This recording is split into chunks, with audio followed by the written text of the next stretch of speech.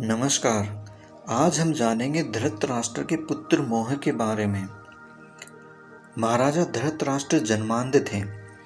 वह भीष्म पितामह, गुरु द्रोणाचार्य, कृपाचार्य तथा विदुर की सलाह से राज्य का संचालन करते थे। इन्हें कर्तव्य अकर्तव्य का ज्ञान तो था, परंतु पुत्र मोह के कारण बहुधा उनका विवेक अंधा हो जाता था और वह बाध्य होकर दुर्योधन के अन्यायपूर्ण आचरण का समर्थन करने लगते थे। जब दुर्योधन के गलत कार्यों का कुफल सामने आता तब वह तटस्थ होने का दिखावा करते। सत्य और असत्य का विवेक छोड़कर पुत्र पर अंधी वात्सल्य रखने वाले पिता की जो गति होती है, वही गति अंत में धृतराष्ट्र की भी हुई थी। उन्होंने अपने 100 पुत्रों को अत्यंत दर्दनाक मृत्यु का दुख झेला है। धृतराष्ट्र परोक्ष रूप से पांडवों से जलते थे। पांडवों के बढ़ते हुए ऐश्वर्य और बल को वह सह नहीं सकते थे। दुर्योधन ने पांडवों को छल पूर्वक नीचा दिखाने के उद्देश्य से उन्हें जुआ खेलने के लिए बुलाना चाहा और धृतराष्ट्र ने बिना सोचे समझे इसके लिए अनुमति भी दे दी। जब महात्मा विदुर ने जुआ खेलने के दोष और परिणाम बताकर इस दुष्कृत्य का विरोध किया, तब धृतराष्ट्र ने कहा, विदुर, यहाँ मैं भीष्म तथा सभी लोग हैं।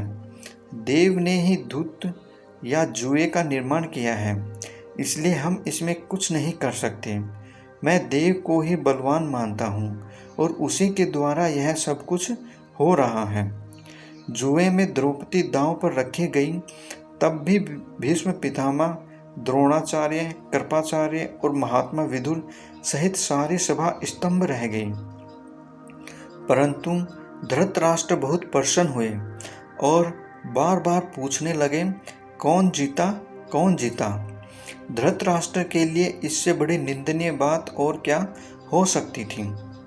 यदि सर्वसंहारक महाभारत युद्ध का मुख्य कारण धृतराष्ट्र को माने तो इसमें कोई गलती नहीं है, क्योंकि यदि वह भीष्म पितामह, महात्मा विदुर आदि की बातें मानकर दुर्योधन को नियंत्रित करते तो महाभारत के महायुद्ध को रोका जा सकता था।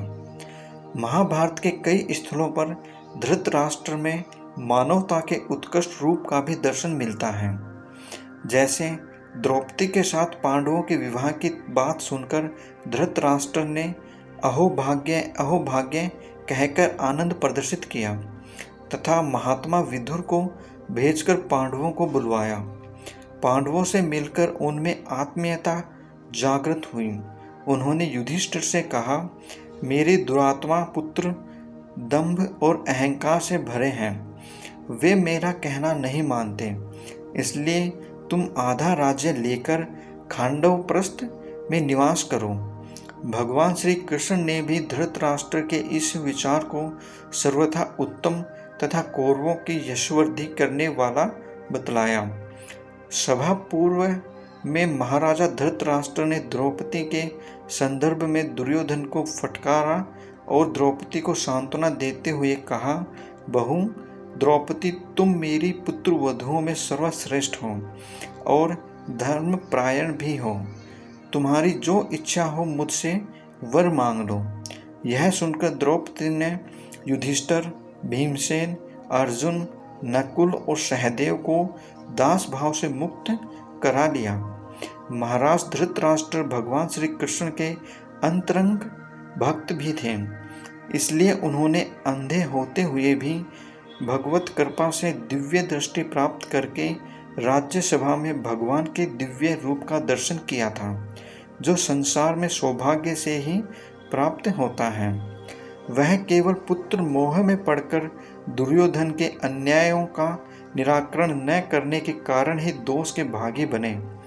युद्ध के अंत में कुछ दिन हस्तिनापुर में रहने के बाद उन्होंने अपने जीवन का शेष समय अपनी पत्नी गांधारी के साथ भगवान की आराधना में व्यतीत किया।